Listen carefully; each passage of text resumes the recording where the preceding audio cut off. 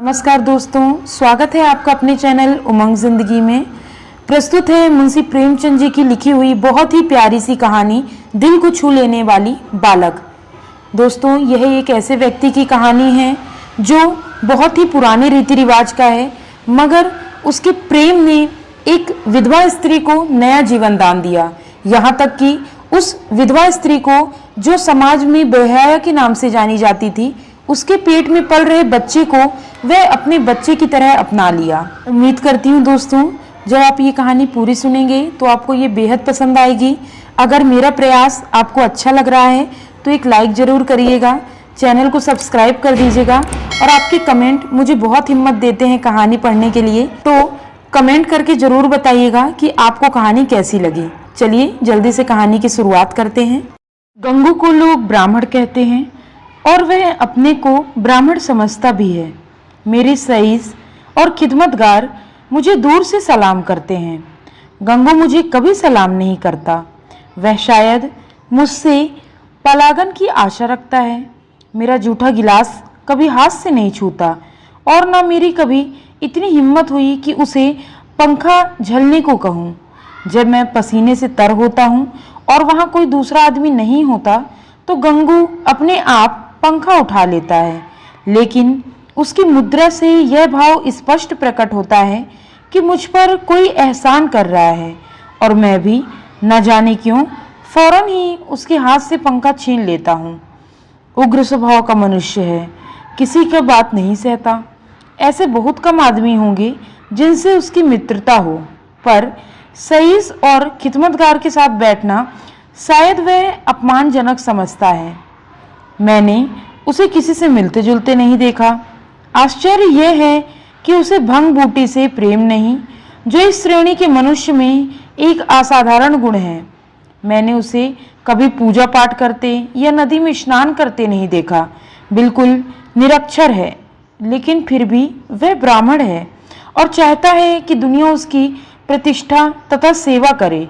और क्यों न चाहे, जब पुरखों की पैदा की हुई संपत्ति पर आज भी लोग अधिकार जमाए हुए हैं और उसी शान से मानो खुद पैदा किए हों, तो वह क्यों उस प्रतिष्ठा और सम्मान को त्याग दे जो उसके पुरखों ने संचय किया है। यह उसकी बपौती है। मेरा स्वभाव कुछ इस तरह का है कि अपने नौकरों से बहुत कम बोलता हूँ। मैं चाहता हूँ जब तक मैं खुद न बुलाऊं कोई मेरे पास ना आए। मुझे अच्छा नहीं लगता कि जरा सी बातों के लिए नौकरों को आवाज देता फिरूं। मुझे अपने हाथ से सुराही से पानी उड़ेल लेना, अपना लैंप जला लेना, अपने जूते पहन लेना या अलमारी से कोई किताब लेना इससे कहीं ज़्यादा सरल मालूम होता है कि हींगन और मैगो को पुकारूं। इससे मुझे अपनी स्वेच्छा और आत्मविश्वास का बोध होता है। नौकर भी मेरे स्वभाव से परिचित हो गए हैं और बिना जरूरत मेरे पास बहुत कम आते हैं। इसलिए एक दिन जब प्रातःकाल गंगू मेरे सामने आकर खड़ा हो गया तो मुझे बहुत बुरा लगा। ये लोग जब आते हैं तो पेशगी हिसाब से कुछ मांगने के लिए या किसी दूसरे नौकर की शिकायत करने के लिए। मुझे ये दोनों ही बातें अत्यंत अप्रिय हैं। मैं पहली तारीख को हर एक का वेतन दे चुका था और बीच में जब कोई कुछ मांगता तो क्रोध आ जाता। कौन 2-2, 4-4 रुपए का हिसाब रखता फिरे। फिर जब किसी को महीने भर की पूरी मजूरी मिल गई तो उसे क्या हक है कि उसे 15 दिन में खर्च कर दे और ऋण या पेशगी की शरण ले। और शिकायतों से तो मुझे घृणा है। मैं शिकायतों को दुर्बलता का प्रमाण समझता हूँ या ठकुर सुहाती की क्षुद्र चेष्टा। मैंने माथा सिकोड़कर कहा, क्या बात है, मैंने तो तुम्हें नहीं बुलाया।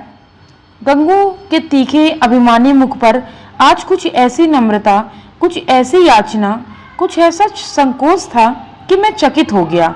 ऐसा जान पड़ा वह कुछ जवाब देना चाहता है, मगर शब्द नहीं मिल रहे।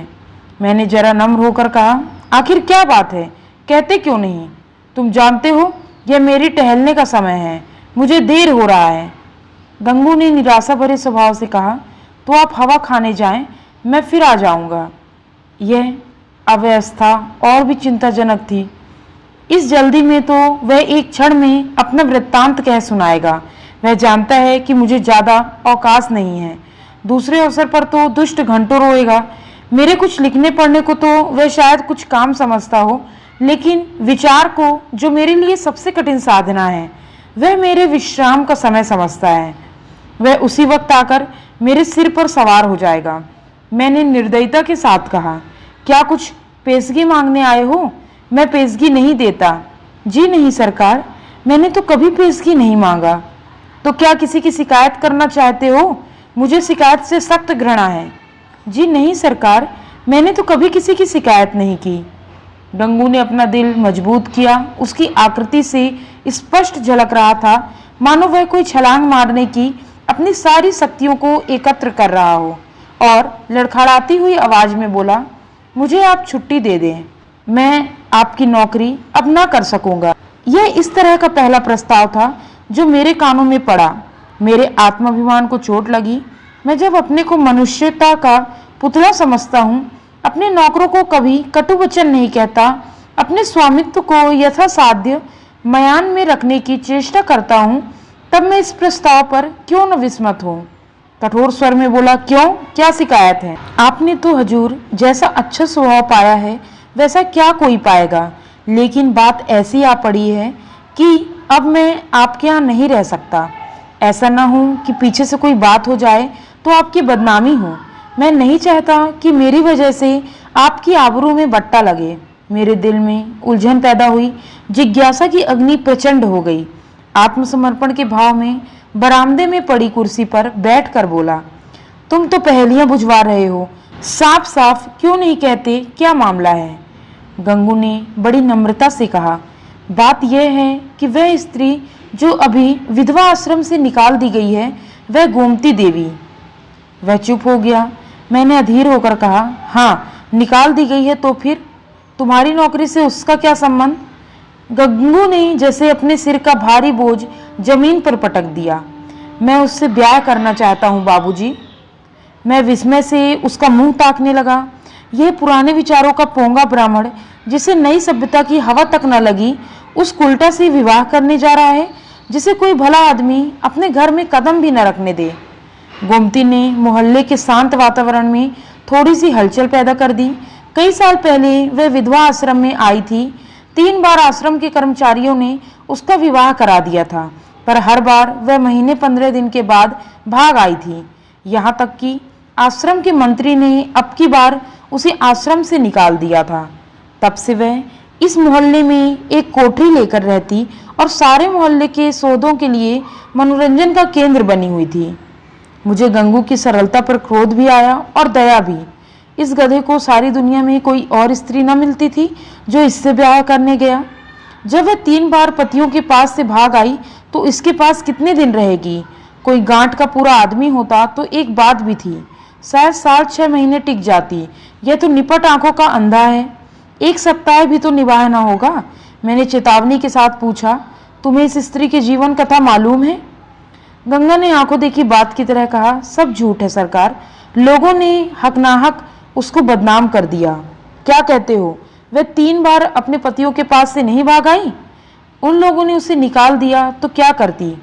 कैसे बुद्धू आदमी हो, कोई इतनी दूर से आकर विवाह करके ले जाता है, हजारों रुपए खर्च करता है इसलिए कि औरत निकाल दे। गंगू ने भावुकता से कहा, जहाँ प्रेम नहीं हजूर, वहाँ कोई स्त्री नहीं रह सकती। स्त्री केवल रोटी कपड़ा ही नहीं चाहती, कुछ प्रेम भी चाहती है। वे लोग समझते होंगे कि हमने एक विधवा से विवाह करके उसके ऊपर कोई बहुत बड़ा एहसान किया। चाहते होंगे कि तन मन से वह उनकी हो जाए, लेकिन दूसरों को अपना बनाने के लिए पहले आप उसका बन जाना पड़ता है हजूर। यह बात है। फिर उसे एक बीमारी भी है, उसे कोई भूत लगा हुआ है। यह कभी कभी बकझक करने लगती है और बेहोश हो जाती है। और तुम ऐसी स्त्री से विवाह करोगे? मैंने संदिग्ध भाव से सिर हिलाकर कहा, समझ लो जीवन कड़वा हो जाएगा। गंगू ने शहीदों से आवेश से कहा, मैं तो समझता हूँ मेरी जिंदगी बन जाएगी बाबूजी, आगे भगवान की मर्जी।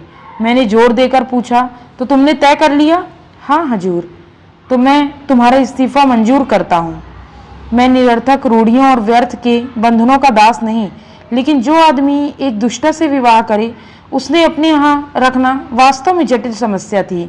आए दिन ठंडे बखेड़े होंगे, नई नई उलझनें पैदा होंगी, कभी पुलिस दौड़ कर आएगी, कभी मुकदमे खड़े होंगे, संभव है चोरी की वारदातें भी हों। इस दलदल से दूर रहना ही अच्छा है। गंगू क्षुधा पीड़ित प्राणी की भांति रोटी का टुकड़ा देखकर उसकी ओर लपक रहा है। रोटी झूठी है, सूखी है और खाने योग्य नहीं, इसकी उसे परवाह नहीं है। उसको विचार बुद्धि से काम लेना कठिन था। मैंने उसे पृथक कर देने ही अपनी कुशलता समझी। 5 महीने गुजर गए। गंगू ने गोमती से विवाह कर लिया था और उसी मोहल्ले में एक खफरेल का मकान लेकर रहता। अब वह चाट का खोंचा लगाकर गुजर बसर करता। जब मुझे कभी बाजार में मिल जाता तो मैं उसका क्षेम कुशल पूछता। मुझे उसके जीवन में विशेष अनुराग हो गया था। यह एक सामाजिक प्रश्न की परीक्षा थी, सामाजिक ही नहीं मनोवैज्ञानिक भी। मैं देखना चाहता था इसका परिणाम क्या होता है। मैं गंगू को सदैव प्रसन्न मुख देखता। समृद्धि और निश्चिंता में मुख पर जो एक तेज और स्वभाव में जो एक आत्मसम्मान पैदा हो जाता, वह मुझे यहाँ प्रत्यक्ष दिखाई देता। रुपए 20 आने की रोज बिक्री हो जाती। इसमें लागत निकालकर 8-10 आने बच जाते। यही उसकी जीविका थी। किंतु इसमें किसी देवता का वरदान था, क्योंकि इस वर्ग के मनुष्यों में जो निर्लज्जता और विपन्नता पाई जाती है, इसका वहाँ चिन्ह तक न था। उसके मुख पर आत्मविकास और आनंद की झलक थी, जो चित्त की शांति से भी आ सकती थी। एक दिन मैंने सुना कि गोमती गंगू के घर से भाग गई। कह नहीं सकता क्यों। मुझे इस खबर से एक विचित्र आनंद हुआ। मुझे गंगू के संतुष्ट और सुखी जीवन पर एक प्रकार की ईर्ष्या होती थी। मैं उसके विषय से किसी अनिष्ट की, किसी घातक अनर्थ की, किसी लज्जास्पद घटना की प्रतीक्षा करता था। इस खबर से ईर्ष्या की संभावना मिली। आखिर वही बात हुई जिसका मुझे विश्वास था। आखिर बच्चा को अपनी अदूरदर्शिता का दंड भोगना पड़ा। अब देखें बच्चा कैसे मुंह दिखाता है। अब आंखें खुलेंगी और मालूम होगा कि लोग जो उन्हें इस विवाह से रोक रहे थे, उनके कैसे शुभचिंतक थे। उस वक्त तो ऐसा मालूम होता था मानो आपको कोई दुर्लभ पदार्थ मिला जा रहा हो, मानो मुक्ति का द्वार खुला होगा। लोगों ने कितना कहा कि यह स्त्री विश्वास योग्य नहीं, कितनों को दगा दे चुकी है, तुम्हारे साथ भी दगा करेगी, लेकिन इन कानों पर जूं तक न रहेंगी। अब मिले तो जरा उसका मिजाज पूछूं। कहूं क्यों महाराज, देवी का यह वरदान पाकर प्रसन्न हुए या नहीं? तुम तो अकेले थे, वह ऐसी है और वह वैसी है। लोग उसे केवल दुर्बलता के कारण दोष आरोपित करते हैं। अब बतलाओ किसकी भूल थी? उसी दिन संयोग बस गंगू से बाजार में भेंट हो गई। घबराया हुआ था, बदहवास था, बिल्कुल खोया हुआ। मुझे ही देखते उसकी आंखों में आंसू भर आए, लज्जा से नहीं व्यथा से। मेरे पास आकर बोला, बाबूजी, गोमती ने मेरे साथ विश्वासघात किया। मैंने कुटिल आनंद से लेकिन कृत्रिम सहानुभूति दिखाकर कहा, तुमसे तो मैंने पहले ही कहा था, लेकिन तुम माने ही नहीं। अब सब्र करो, इसके सिवा और क्या उपाय है? रुपए पैसे ले गई या कुछ छोड़ गई? गंगू ने छाती पर हाथ रखा। ऐसा जान पड़ा मारो मेरे इस प्रश्न से उसके हृदय को विदीर्ण कर दिया। अरे बाबूजी, ऐसा ना कहिए। उसने धेली की भी चीज नहीं छुई, अपना जो कुछ था वह भी छोड़ गई। न जाने मुझ में क्या बुराई देखी, मैं उसके योग्य था या नहीं, और क्या कहूँ। वह पढ़ी लिखी थी, मैं करिया अक्षर भैंस बराबर। मेरे साथ इतने दिन रही, यही बहुत था। कुछ दिन और उसके साथ रह जाता तो आदमी बन जाता। उसका आपसे कहाँ तक बखान करूं हजूर। औरों के लिए चाहे कुछ रही हो, मेरे लिए तो किसी देवता का आशीर्वाद थी। ना जाने मुझसे ऐसी क्या खता हो गई, मगर कसम ले लीजिए जो उसके मुख पर मैल तक आया हो। मेरी औकात ही क्या बाबूजी, 10-12 आने का मजूर हूँ, पर इसी से उसके हाथों इतनी बरकत थी कि कभी कभी नहीं पड़ी। मुझे इन शब्दों से घोर निराशा हुई। मैंने समझा था वह उसकी बेवकूफ़ी की कथा कहेगा और मैं उसकी अंधभक्ति पर कुछ सहानुभूति प्रकट करूंगा, मगर उस मूर्ख की आंखें अब तक नहीं खुली। अब भी उसी का मंत्र पढ़ रहा है। अवश्य ही इसका चित्त कुछ अव्यवस्थित है। मैंने कुटिल परिहास आरंभ किया तो तुम्हारे घर से कुछ नहीं ले गई? कुछ भी नहीं बाबूजी, धेली की चीज भी नहीं। और तुमसे प्रेम भी बहुत करती थी। अब आपसे क्या कहूँ बाबूजी, वह प्रेम तो मरते दम तक याद रहेगा। फिर भी तुम्हें छोड़ चली गई। यही तो आश्चर्य है बाबूजी। त्रिय चरित्र का नाम कभी सुना है? अरे बाबूजी, ऐसा ना कहिए। मेरी गर्दन पर कोई छुरी रख दे तो भी मैं उसका यश ही गाऊंगा। तो फिर ढूंढ निकालो। हाँ मालिक, जब तक उसे ढूंढ न लाऊंगा मुझे चैन ना आएगा। मुझे इतना मालूम हो जाए कि वह कहाँ है, फिर तो मैं उसे ले ही आऊँगा। और बाबूजी, मेरा दिल कहता है कि वह जरूर आएगी। देख लीजिएगा, वह मुझसे रूठकर नहीं रहेगी। लेकिन दिल नहीं मानता। जाता हूँ, महीने 2 महीने जंगल पहाड़ की धूल छानूंगा। जीता रहा तो फिर आपके दर्शन करूंगा। यह कहकर वह उन्माद की दशा में एक तरफ चल दिया। इसके बाद मुझे एक ज़रूरत से नैनीताल जाना पड़ा। सैर करने के लिए नहीं, 1 महीने के बाद लौटा और अभी कपड़े भी ना उतारने पाया था कि देखता हूँ गंगू एक नौजवान शिशु को गोद में लिए खड़ा है। शायद कृष्ण को पाकर नंद भी इतने पुलकित ना हुए होंगे। मालूम होता था उसके रोम रोम से आनंद फूट पड़ता है। चेहरे और आंखों से कृतज्ञता और श्रद्धा के राग से निकल रहे थे। कुछ वही भाव था जो किसी क्षुधा पीड़ित भिक्षुक के चेहरे पर भरपेट भोजन करने के बाद नजर आता है। मैंने पूछा, कहो महाराज, गोमती देवी का कुछ पता लगा? तुम तो बाहर गए थे।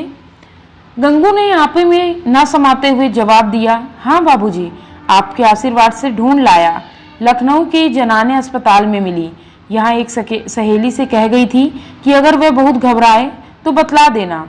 मैं सुनते ही लखनऊ भागा और उसे घसीट लाया। घाते से यह बच्चा भी मिल गया। उसने बच्चे को उठाकर मेरी तरफ बढ़ाया, मानो कोई खिलाड़ी तमगा पाकर दिखा रहा हो। मैंने उपहास के भाव से पूछा, अच्छा, यह लड़का भी मिल गया? शायद इसीलिए वह यहाँ से भागी थी। है तो तुम्हारा ही लड़का? मेरा काहे को बाबूजी, आपका है, भगवान का है। तो लखनऊ में पैदा हुआ? हाँ बाबूजी, अभी तो कुल 1 महीने का है। तुम्हारे ब्याह हुए कितने दिन हुए? ये 7वां महीने जा रहा है। तो शादी के 6ठे महीने ही पैदा हुआ? और क्या बाबूजी, फिर भी तुम्हारा लड़का है? हाँ जी। कैसे बे, सिर पैर की बात कर रहे हो? मालूम नहीं वह मेरा आशय समझ रहा था या बन रहा था। उसी निष्कपट भाव से बोला, मरते मरते बची बाबूजी, नया जन्म हुआ। 3 दिन 3 रात छटपटाती रही, कुछ न पूछिए। मैंने अब जरा व्यंग भाव से कहा, लेकिन 6 महीने में लड़का होते आज ही सुना। यह चोट निशाने पर जा बैठी। गंगू मुस्कुराकर बोला, अच्छा वह बात, मुझे तो उसका ध्यान भी नहीं आया। इसी भय से तो गोमती भागी थी। मैंने कहा, गोमती, अगर तुम्हारा मन मुझसे नहीं मिलता तो तुम मुझे छोड़ दो। मैं अभी चला जाऊंगा और फिर कभी तुम्हारे पास ना आऊंगा। तुमको जब कुछ काम पड़े तो मुझे लिखना, मैं भरसक तुम्हारी मदद करूंगा। मुझे तुमसे कुछ मलाल नहीं। मेरी आंखों में तुम अब भी उतनी ही भली हो। अब भी मैं तुम्हें उतना ही चाहता हूँ। नहीं, अब मैं तुम्हें और ज़्यादा चाहता हूँ। लेकिन अगर तुम्हारा मन मुझसे फिर नहीं गया है तो मेरे साथ चलो। गंगू जीते जी तुमसे बेवफाई नहीं करेगा। मैंने तुमसे इसलिए विवाह नहीं किया कि तुम देवी हो, बल्कि इसलिए कि मैं तुम्हें चाहता था और सोचता था कि तुम भी मुझे चाहती हो। यह बच्चा मेरा बच्चा है, मेरा अपना बच्चा है। मैंने एक बोया हुआ खेत लिया तो क्या उसकी फसल को इसलिए छोड़ दूंगा कि उसे किसी दूसरे ने बोया था? यह कहकर उसने जोर से ठट्ठा मारा। मैं कपड़े उतारना भूल गया। कह नहीं सकता क्यों मेरी आंखें सजल हो गई। न जाने वह कौन सी शक्ति थी जिसने मेरी मनोगत घृणा को दबाकर मेरे हाथों को बढ़ा दिया। मैंने उसने निष्कलंक बालक को गोद में ले लिया और इतने प्यार से उसका चुम्बन लिया कि शायद अपने बच्चे को भी न लिया होगा। गंगू बोला, बाबूजी, आप बड़े सज्जन हैं। मैं गोमती से बार बार आपका बखान किया करता हूँ। कहता हूँ चल एक बार उनके दर्शन करा, लेकिन मारे लाज के आती ही नहीं। मैं और सज्जन? अपनी सज्जनता का पर्दा आज मेरी आंखों से हटा।